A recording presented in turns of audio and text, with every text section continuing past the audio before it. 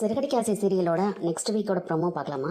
மனோஜ் வந்து ஜீவா கிட்ட இருந்து வாங்கின 20 லட்ச ரூபா பணத்துல இருந்து தான் வந்து புது பிசினஸ் தொடங்கியிருக்காரு. ஆனா அதை வந்து வீட்டில் சொல்லாம ரோஹிணியோட அப்பா தான் பணம் கொடுத்ததா வீட்டில் சொல்லி ஏமாத்திக்கிட்டு இருக்காங்க. அது மாதிரி இப்போ புதுசா வந்து 3 கோடி ரூபாய்க்கு வீடு வாங்குறதுக்காகவும் பிளான் பண்ணிக்கிட்டு இருக்காங்க.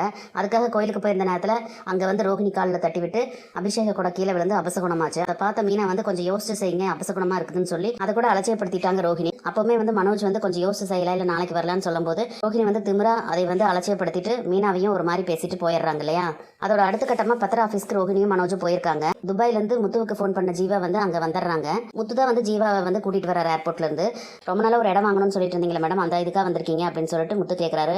ஆமா முத்து, அதுக்கு தான், நீங்க நேரா பத்திர ஆஃபீஸ்க்கு போங்க அப்படின்னு சொல்லிட்டு சொல்றாங்க. ரோஹிணியும் மனோஜும் எந்த பத்திர ஆஃபீஸ்ல இருக்காங்களோ அதே இடத்துக்கு தான் வந்து ஜீவாவும் வராங்க. பத்திர ஆஃபீஸ்ல வந்து மனோஜ் வந்து அந்த புதுசா வாங்கின வீட்டை அவரோட பேர்ல மாத்திரக்காக பிளான் பண்ணிக்கிட்டு இருக்காங்க. அப்ப மனோஜையும் ரோஹிணியும் வந்து ஜீவா பாத்துறாங்க. அவங்க 2 பேர்த்து பார்த்த கோவத்திலே வந்து ஜீவா வந்து அவசர அவசரமா முறைச்சுக்கிட்டே வந்து வெளியே போறாங்க. வெளியே போய் அவசரமா கோவமா கார் ஏறாங்க. ஜீவாவை பார்த்தோன்னு முத்து இருந்து, நீங்க வந்த வேலை தான் நல்லபடியா முடிஞ்சிருச்சு, நீங்க ரொம்ப நாளா வாங்கணும்னு நினைச்சிட்டு இருந்த இடத்த தானே வாங்கிருக்கீங்க, அப்புறம் ஏன் மேடம் முகம் ஒரு மாதிரியா இருக்கு அப்படின்னு சொல்லி கேட்கறாரு.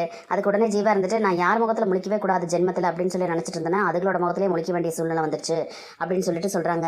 என்ன மேடம் சொல்றீங்க, யார் உங்களை இந்த மாதிரி கஷ்டப்படுத்துறது, யார் அது அப்படின்னு சொல்லிட்டு கேட்கறாரு. ஜீவா வந்து யாரெல்லாம் டென்ஷன் ஆனாங்களோ அந்த விஷயத்தையோ இல்ல மனோஜ் ரோஹிணி அப்படிங்கிற பேரை சொல்லிட்டாவே வந்து முத்துக்கு இந்த விஷயம் தெரிய வந்துடும். கண்டிப்பா ரோஹிணியோட விஷயம் வெளிவரப்போதோ இல்லையோ, ஆனா மனோஜும் ரோஹிணியும் சேர்ந்து நாடகம் நடத்தின விஷயம் வந்து கண்டிப்பா முத்துக்கு தெரிய வரதான் போகுது. அண்ணாமலையோட ரிட்டையர்மெண்ட் காசை வந்து வாங்கி எல்லாத்துக்கும் வீட்டுக்கு கொடுக்காம அந்த காசை வச்சுதான் பிசினஸ் ஆரம்பிச்சிருக்காங்கிற விஷயம் கண்டிப்பா இந்த வாரம் வந்து வெளியே வந்துடும் நம்ம எதிர்பார்க்கலாம். இனி என்னெல்லாம் நடக்க போகுதுன்னு சொல்லி நம்ம பொறுத்திருந்து பார்க்கலாம் ஃப்ரெண்ட்ஸ். நம்ம வீடியோ பிடிச்சிருந்தா லைக் பண்ணி சப்ஸ்கிரைப் பண்ணுங்க. தேங்க்யூ.